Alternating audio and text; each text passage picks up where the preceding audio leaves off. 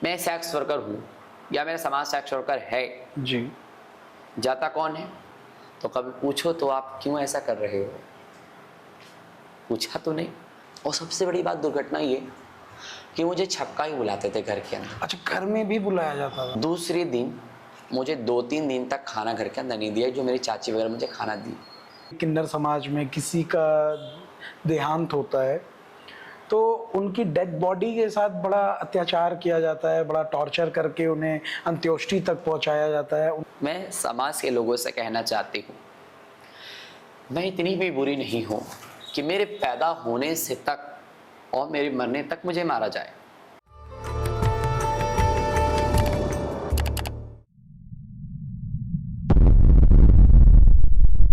आपसे जुड़ा एक प्रश्न है कि अगर आप जब बचपन में स्कूल जाते थे, है ना, तो उस समय आपका आपके इर्द गिर्द के दोस्तों का, आपका जो फ्रेंड सर्कल रहा होगा, आपके फैमिली का बिहेवियर आपको लेकर के कैसा रहा? देखिए, स्कूल टाइम्स में बच्चा कभी नहीं जानेगा कि आप क्या हैं, जी। ठीक है। 7 साल 8 साल का बच्चा क्या जानेगा? वो बोले दोस्त हैं, हम तो दोस्त बन गए, सारे लोग खाने पीने लगे। मगर मास्टर्स और की मानसिकता, अच्छा, जो टीचर थे टीचर्स की मानसिकताएं जो हैं स्कूल वो बड़ी गलत होती है। हाँ। तुम लड़की जैसा कर रहे हो काम, तुम ऐसे करते हो, तुम ही हाँ ऐसे करते हो, तुम ऐसे बतियाते हो, ऐसा है कि तुम्हारी वजह से सारे बच्चे बिगड़ जाएंगे। तुम सबसे पीछे वाले सीट पर बैठो, लोग तुम्हें नोटिस ना कर पाए। अच्छा।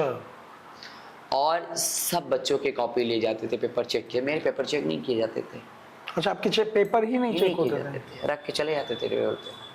जब मैं फेल हुई, अच्छा। 5वीं क्लास में जब मैं फेल हुई तो कहा, मौलाना साहब ने कहा, मुल्ला साहब ने कहा, अच्छा, मदरसे में? मदरसे मुल्ला साहब ने कहा कि थूको इनके ऊपर, ये अच्छा। किन्नर है, ये छक्का है, थूको, ये फेल आ गया। मैं तो रोते रोते अपने घर पहुंच गई। रिजल्ट लेके घर के लोग भी पड़तालना शुरू। माता मेरी दूसरी थी, पिताजी थे। उन दोनों व्यक्तियों ने क्या किया, महाविभूतियों ने, कि हमको काम पे बैठा दिया। तुम पढ़ो मत, तुम काम सीखो। 5वीं क्लास में कहा। तो तब से हम साड़ी के डाई के काम करने लगे, मेहनत करने लगे। 1500 महीने के ला के देते थे। सुबह 9 बजे जाते थे तो रात को 9 बजे आते थे। करते करते इसके कारण एसिड की महक से हमको चेस्ट में प्रॉब्लम्स होने लगी, जो एसिड कलर में पड़ती है। प्रॉब्लम 3 तन ले जाना और आना। अच्छा, एक बार घर में बहुत बड़ी हिंसा हुई। अच्छा, आपके साथ? हाँ, सबसे बड़ी हिंसा की माता ने कहा, जब मेरी तबीयत खराब हो गई, मैं काम करने के योग नहीं रही। हाँ, वो तुम एसिड जाओ के काम महक पे, से। जाओ, ऐसे वैसे जाती रही। और सबसे बड़ी बात दुर्घटना ये कि मुझे छक्का ही बुलाते थे घर के अंदर। अच्छा, घर में भी बुलाया जाता था? फैमिली की पूरी छक्का। तो मेरा नाम सोचिए, मेरा छक्का नाम है। तो कभी कभी मुझे लोग सलमान कहते थे, कभी कभी मुझे किसी के लिखा सलमान, तो छक्का छक्का छक्का छक्का कहते थे। तो मेरा नाम छक्का है। अच्छा, आपको ये लगने लगा था कि आपका नाम ही छक्का है? छक्का है। तो छक्का हुआ, इधर आओ उधर, ऐसे ऐसे करते थे, यहाँ की भाषाओं का इस्तेमाल। तो कुछ किन्नर हमारे घर के सामने बधाई बजाने आए थे। हाँ। और एक हमारे मोहल्ले के बड़े, पता कमेंट में कुछ कमी नहीं, कुछ भी कहते किसी को। अच्छा। और वो थी तो मेरे चाचा ने की लड़की ने बोला कि अरे छक्का चलो घर पे, तुम चलो, तुम्हें बुला रहे हैं।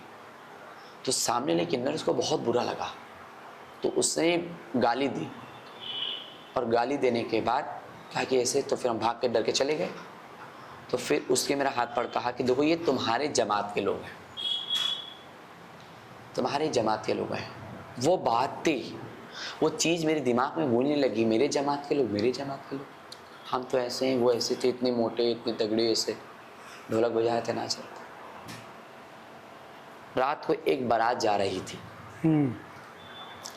उस रात को बारात में देखने गई, लेट से पहुंची घर पे।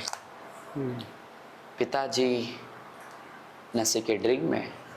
अच्छा। और कहा कि मैं जब घर पहुंची, खाना देखा तो खाना नहीं था, खाना इन लोगों ने रख दिया। अच्छा, खाना अब तक खत्म हो तो गया। खाना ख़त्म हो गया था, तो हम भूखे सो गए। उस रात को मैंने जो 2-3 पड़ाका मारा अच्छा। कि तुम ऐसे हो वैसे हो, तुमको मर जाना चाहिए, माँ के साथ मर जाना चाहिए, तुमको रहने का कोई ये नहीं है, तुम चले जाओ यहाँ वहाँ। माता ने बड़ा प्लानिंग बनाई, अच्छा, वो माता भी दूसरी प्लानिंग बनाई, दूसरी माता थी, हाँ। क्योंकि आपकी माता जी बचपन में प्लानिंग बनाई, इसको घर से निकाल दो। दूसरे दिन मुझे 2-3 दिन तक खाना घर के अंदर नहीं दिया, जो मेरी चाची वगैरह मुझे खाना दी, खाया। 2-3 दिन तक मुझे खाना नहीं दिया, और खाना देने के बाद कहा जाओ तो नहीं। मेरे कपड़े में ताला भी बंद कर दिया, कपड़े भी नहीं दिया, मैं 3 दिन तक नहाई नहीं।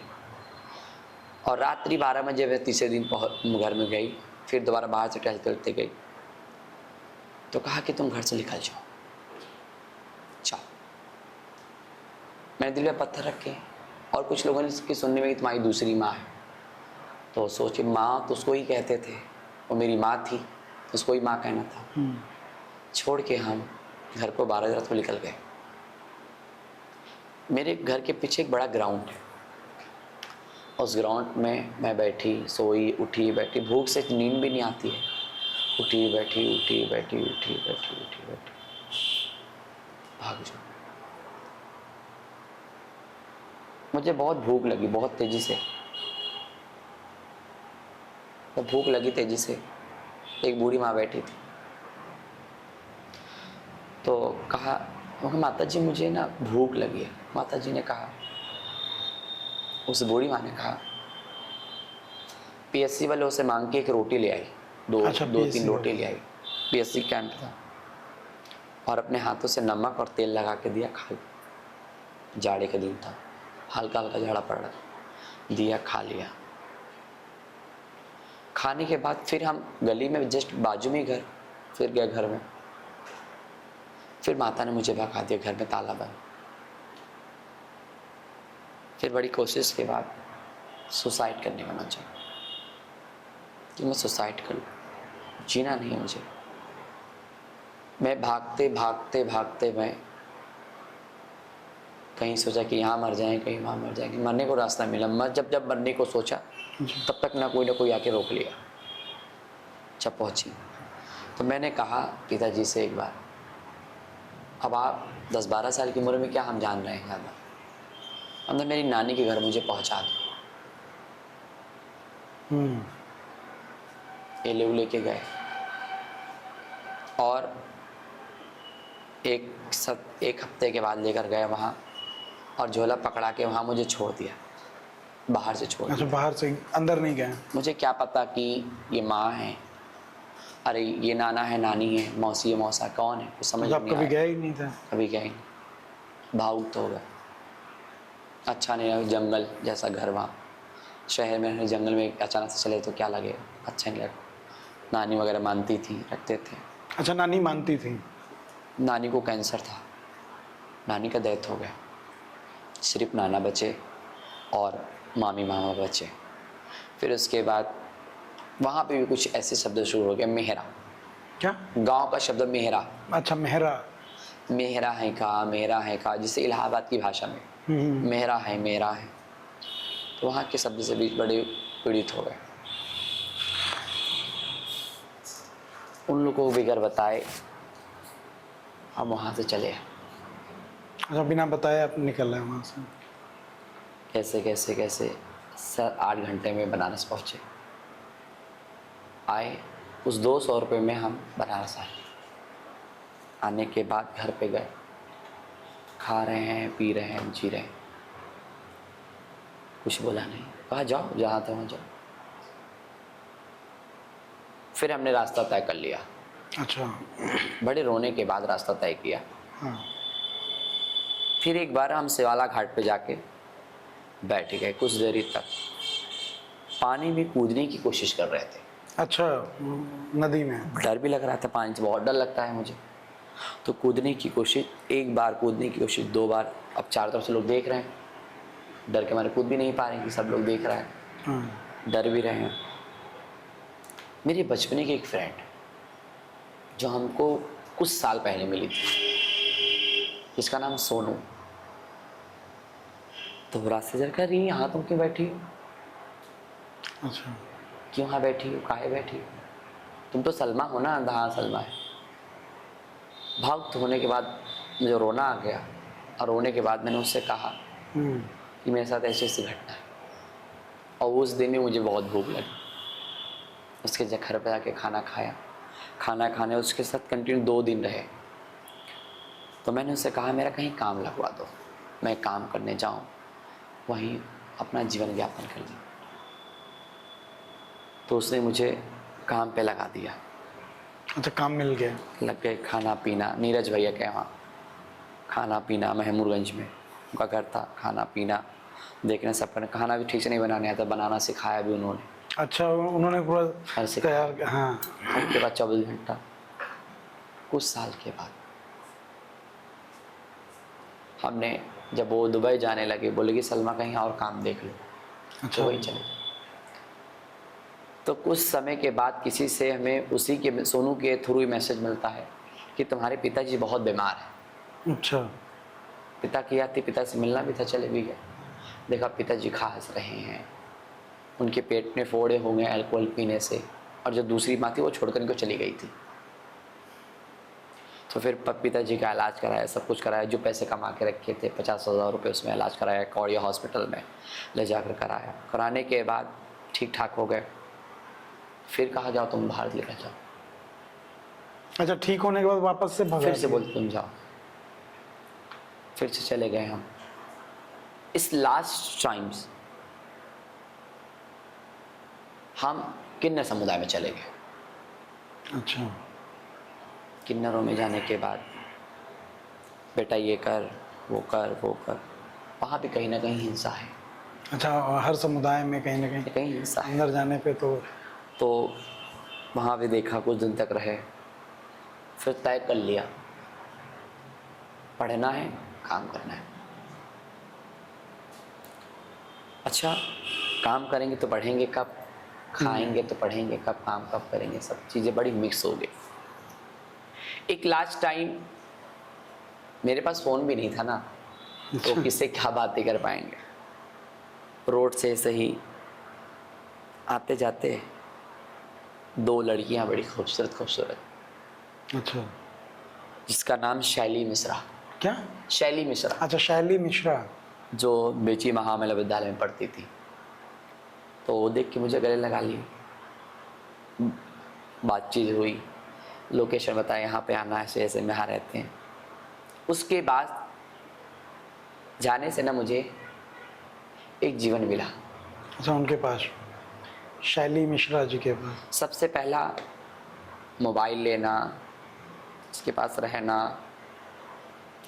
पता है कि मेरे जीवन का एक हिस्सा उन्होंने आपको दिया। कौन करता है, तुम मेरे पास रहो, पढ़ो, खाओ, रहो। जब भी रहती थी हमको सिखाती थी काम करना, ऐसे करना। आज भी वो लड़की आज भी मेरे मोबाइल में बैलेंस डाल, मैं इस मुकाम तक हूँ, तब भी आज मेरे मोबाइल में बैलेंस करना, अच्छा। मेरे को बोलना तुम आ जाओ मेरे घर पे रहो। स्टूडेंट लाइफ कितना कर पाएगी।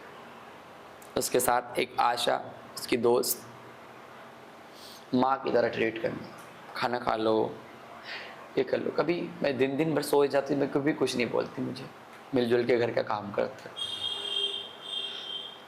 शैली ने बताया कि एक तुम एनजीओ बना। वहाँ BHU से आइडिया आना स्टार्ट हुआ, तुम एनजीओ बनाओ, तुम समाज के बारे में बात करती हो, चीज़ें करती हो, एनजीओ बनाओ। उसी के 2 साल के बाद से हमने 2021 में हमने एक एनजीओ स्टार्ट की। क्या बात है। एनजीओ स्टार्ट किया, उसमें कुछ लोगों को रखा, धीरे धीरे काम किया। सबसे पहला मेरा मुहिम बेटी बचाओ बेटी पढ़ाओ। अच्छा, उसके बाद ये तो मोदी जी की मुहिम थी, नरेंद्र मोदी जी की। जी, उन्होंने प्रारंभ किया था, बेटी बचाओ बेटी पढ़ाओ। हाँ, वहीं से हमने अपने ये चीज़ स्टार्ट की। जी। स्टार्ट करने के बाद वहीं से मेरी एक सोशल लाइफ शुरू हो गई। हाँ। मोबाइल के माध्यम से जानना, गूगल के माध्यम से जानना, अनुभव आना, लोग कहते हैं ना कि संगत जो पढ़ो लिखो की होती तो संगत पढ़ो लिखो वाली आती है, मगर मैं उसको सैल्यूट करती हूँ उस बेटी को, शैली मिश्रा को। शैली मिश्रा को, कि जिसने पहली बार मुझे मोबाइल, रेडमी का मोबाइल उसने दिलाया तो मुझे चलाने भी नहीं आता था। हाँ, वो ऑनलाइन बिकता सिखाया, था। सब कुछ सिखाया, बताया। जी। मानो कि एक फरिश्ता बन के वो हमारी ज़िंदगी में एक भगवान बन के आई। ये 2014 के बाद की बात है। नहीं, 2014 के बाद, तो 19 कोविड के आसपास की पहले की बात है। 19-21 में सब सब हुआ। अब मैं कहती हूँ, प्रार्थना करती हूँ वो जहाँ भी रहे खुश है, क्या बात है। कि ऐसे लोग समाज में भी अच्छे लोग हैं होने चाहिए, और होने चाहिए। होने चाहिए। मैं तो कहती हूँ कोई बच्चा पैदा हो ऐसा, जी। घर से दूर ना करो, समाज से दूर मत करो, वरना हटाया ना जाए। वो बच्चा किस हद तक चला जाएगा किसी को नहीं पता।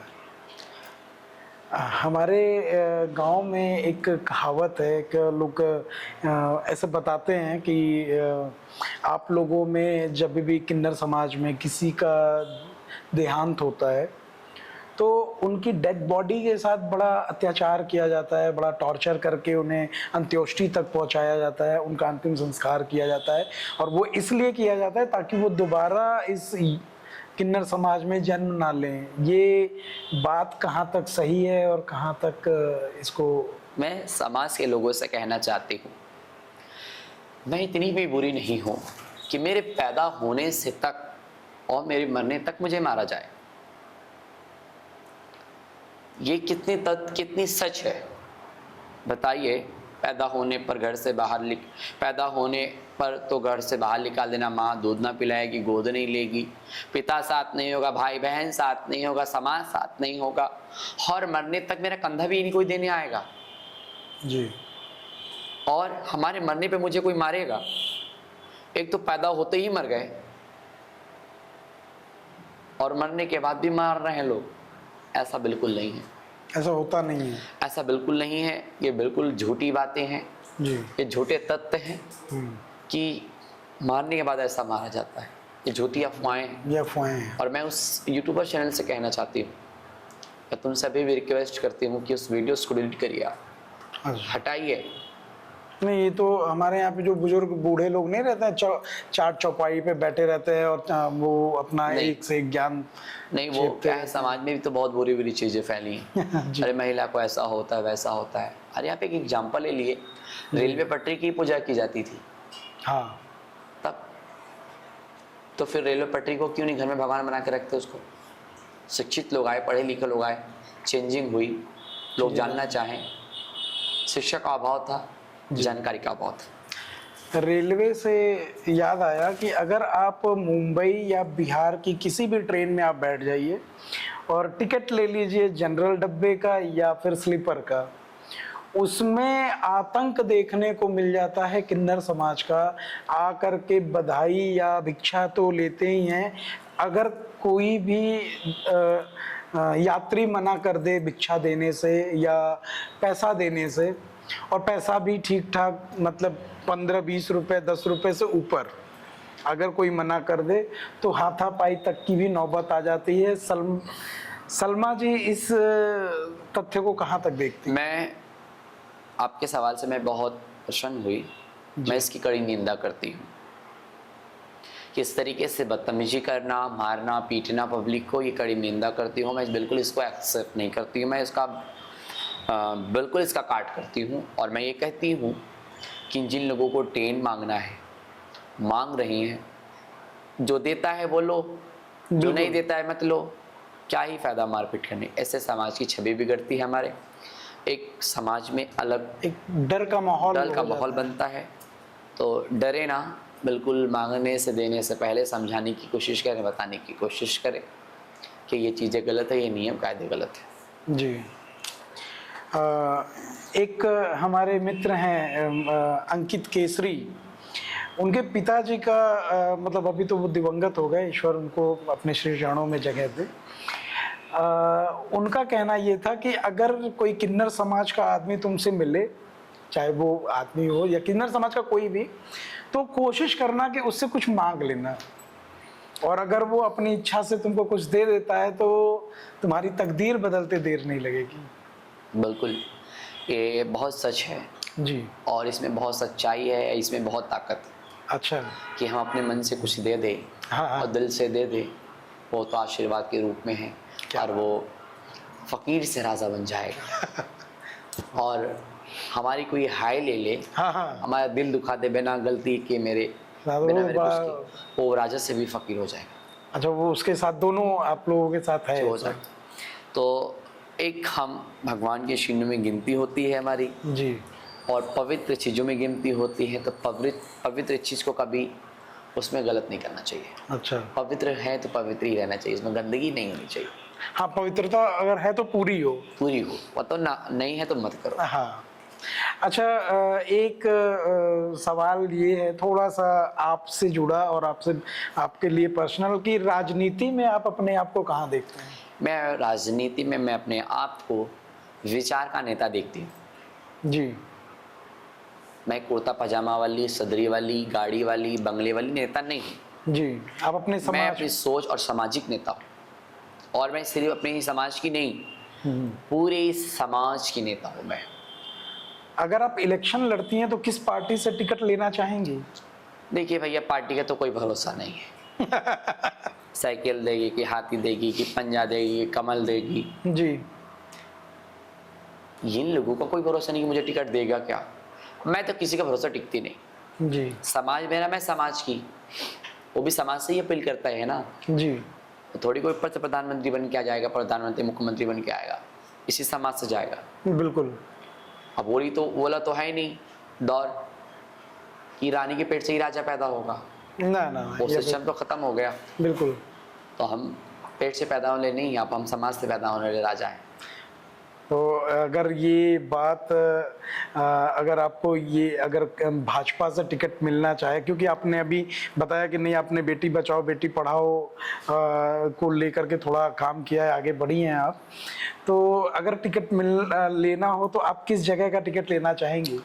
देखिए, सबसे पहला कि मेरा मुगल सराय एक मेरा बहुत अच्छा परिवार है। अच्छा। मैं मुगल सराय को अपना एक परिवार मानती हूँ, और आए दिन वहाँ हिंसा, बेटियों के साथ बहुत दुर्गति, भ्रष्टाचार हाँ। बहुत ज़्यादा है। तो अगर से मुझे टिकट देती तो मैं चुनाव वहीं से लड़ूंगी। अच्छा, अभी हाल ही में पड़ाव पे कुछ झगड़े का कुछ खबर आया था। देखिए, वो झगड़ा आपस के झगड़े थे। अब ये आप ही लोगों का आपस में था, वो बिल्कुल। बाहर वालों से नहीं था ये वर्चस्व को लेके है। अच्छा, ये वर्चस्व की लड़ाई थी आप लोगों में? बिल्कुल, वर्चस्व की लड़ाई को लेकर कि हम मांगेंगे तो हम मांगेंगे। तो मैं ये कहना चाहती हूँ कि मिल बांट के इसको मैनेज करके जी। समाज में एक अच्छी छवि बनाए, बिल्कुल, डर का माहौल ना बनाए। डर का माहौल ना बनाए। अभी एक पिलर नंबर 59 कैंट स्टेशन, उसके बाहर देह का भी व्यापार आप लोगों के समाज के लोग कर रहे हैं, उसमें कुछ महिलाएं भी हैं जो इंक्लूडेड हैं, और उस पे उसके बारे में आपके संज्ञान में ये चीज़ें हैं या नहीं? अच्छा, मैं एक बात कहना चाहती हूँ। जी। मैं सेक्स वर्कर हूँ या मेरा समाज सेक्स वर्कर है, जी। जाता कौन है? पुरुष हाँ। जाएगा ना। जी। तो इस हद तक उतरने के लिए किसने मजबूर किया? समाज ने। आज समाज अपने समाज की समानता अगर से चाहते तो वो किसी महिला के साथ इस तरीके से जाके नहीं कर सकते थे। आप देह व्यापार क्यों हो रहा है, ये किसी करने वालों से कभी किसी ने पूछा ही नहीं। हवस के शिकारी ने कभी नहीं पूछा। करने वाले का तो पता ही नहीं चल पाता है ना। और मगर जो करते हैं उनका पता चलता है कि ऐसा कर रहे हैं। हाँ, मतलब अगर आपने तो दुकान खोल रखी है तो दुकानदार तो ग्राहक दिखता है ना। आएंगे। नहीं तो ग्राहक तो नहीं दिखते हैं ना दुकानदार यहाँ तो पे। वहीं रहेगा। जी। तो और ग्राहक कहाँ का है कहाँ का नहीं है। मगर मैं ये कहना चाहती हूँ जी। कि ठीक है, मेरी दुकान है, मेरी दुकान पे बहुत बुरी चीज़ है, तो कभी पूछो तो आप क्यों ऐसा कर रहे हो? पूछा तो नहीं। हमारे एक किन्नर हमारा एक रोटी के लिए वो सारी रात लेटा रेडियो पर खड़ा रहता है, अपने स्वास्थ्य का ध्यान नहीं देता है, अपने आप को हानिकारक पहुंचाता है। वो चलते ट्रेन में चढ़ जाता है मांगने के लिए एक रोटी के लिए, वो सिग्नल पे मांगता है पूरा दिन पूरी रात खड़ा रह के सिग्नल पे मांगता है एक रोटी के लिए, वो पूरे दिन बधाई मांगता रहता है एक रोटी के लिए। ये सब पेट का सवाल है। तो ठेला भी लगा सकते हैं। अच्छा बताएं, अब एक किन्नर ठेला लगा ले जी, तो ये शब्द है, अरे किन्नर है। नहीं, चाय बना करके, चाय है, देखिए, और भी छोटा व्यापार छोटा मोटा कर सकते हैं डायरेक्टर अगर चाहें महोदय, अभी भी समाज में ये चीजें बनी हैं तो। जी कि लोग हमें भी अभी तक हिंसा की भावनाओं से देखते हैं, सोचते हैं कि ये किन्नर ऐसे ही हैं, ऐसे ही रहते हैं। मेरे साथ तो आप लोग काफी देर से हैं और हम लोगों में तो बड़ा। आप समाज में ढले हैं, आपके माता पिता ने, आपके घर वालों ने वो कल्चर जी में ढाला है, तब आप हमसे ऐसे बात कर रहे मैं हैं। बहुत सारे लोगों से मतलब मिला हूँ, अभी दिवंगत हो गए कल्लू किन्नर थे, हमारे यहाँ के सभासद रहे हैं वो। मैं उनके साथ मतलब मैं कुछ देर ही रहा, कुछ देर था उनके साथ, उनके सानिध्य में बैठा था और बड़ा अच्छा लगा उनसे बात करके भी, मुझे बड़ी प्रसन्न। मैं था बहुत छोटा उस समय भी, तो चीज़ें उतनी समझ में भी नहीं आती थी, वो गोद में लिए, खिलाए और फिर छोड़ा उन्होंने। देखिए, कल्लू जी का एक अलग नेचर, जी सामाजिक चीज़ें की बहुत अलग थी। वो काम करती थी अच्छा, जी उनको चाहते थे, और इस दुनिया में नहीं है मगर उनकी यादें, उनका काम, जी, वो सब हमारे बीच मौजूद है। इतिहास कभी ख़त्म नहीं होता। वो हमें लगता है भारत के पहले भारत की पहली सभासद, किन्नर सभासद थे। किन्नर सभासद थी वो। जी उस वक्त सोशल मीडिया का इतना ज़माना नहीं था, हाँ, इसलिए किसी को पता ही पता नहीं नहीं चला। चला, मगर अब सोशल मीडिया ज़माना है तो लोग अब लिखते हैं, करते तो ऐसा है कि लग रहा है कि एक और सोशल मीडिया में पता चल जाएगा कि दूसरा सभासद दिखेगा। बिल्कुल दिखेंगे। जी। कोई ना कोई किन्नर है, अध्यक्ष हूँ तो कोई न किसी को तो लड़ाऊंगी चुनाव, जी, किसी न किसी को तो खड़ा करूंगी तो अभी लेकिन क्लियरली किसी पार्टी का नाम नहीं लिया आपने कि किससे लड़ाएंगी। देखिए, जहाँ तक बातें कहें पार्टियों की, मैं 2022 से ही अखिलेश से जुड़ी, अच्छा, मगर अभी तक किसी तरीके की कोई न्यूज़ नहीं उनके आई, साइड से कोई न्यूज़ वो नहीं आई है। कि हम आपको टिकट देंगे। अखिलेश जी ध्यान दीजिए, मुगल सराय के भावी दावेदार हैं। और मैंने पिछली बार एक किन्नर को चुनाव लड़ाया है, अच्छा, वो सोनू किन्नर जी, वो अभी चेयरमैन हैं। तो और भी जगहों पे हम लोग अपने दावेदारी करेंगे, अच्छा, पर किसी पार्टी से मांगने नहीं जाएंगे। अच्छा, अगर वो जब स्वतः हमारी आकर भावनाएं समझ नहीं पाएंगे, वो महिलाओं की बात करते हैं, वो पुरुषों की बात करते हैं, वो दलित बिछड़ों की बात करते हैं, तो हमारी क्यों बात नहीं करते भाई? हमारी भी तो बात करो। हमारी बातें कब करो? हम भी तो समाज का वर्ग हैं, हम भी तो तुम्हारे पार्टी के एजेंडे में आते हैं, बिल्कुल, हम भी तुम्हारे मैनिफेस्टो में आते हैं। हम कहाँ गए? आज 545 सांसद, गूंगे बहरे सांसद बैठे हैं, कितनी देरी हमारी बातें कर ली, सही। कितनी आवाज हमारी उठा दी। 400 कुछ विधायक इस विधानसभा के उत्तर प्रदेश के विधानसभा में बैठे, लखनऊ में कितने लोग हमारी बातें करते हैं? क्या वोट हम नहीं करते? आप इस बार मैं इस बार चुनौती के साथ कहना चाहती हूँ, जी, सभी लोग अपनी फील्ड को मजबूत कर लो। इस बार 100% किन्नर चुनाव लड़ेंगे, 3% में अच्छा, 3% पे लड़ेंगे आप? चुनाव लड़ेंगे, और चुनाव आयोग से कहेंगे जो 2% जो हमारा आरक्षण है, रिजर्वेशन हमको दीजिए, अच्छा, हमको सीट चाहिए। आप इलेक्शन लड़िए और हम लोगों की सहानुभूति और हमारी पूरी शुभकामनाएं आपके साथ हैं। और बड़ी ही बेबाकी से आपने जवाब दिया, बहुत बहुत धन्यवाद। आप हमारे यहाँ पे एक बुलावे पे आई। ठीक है।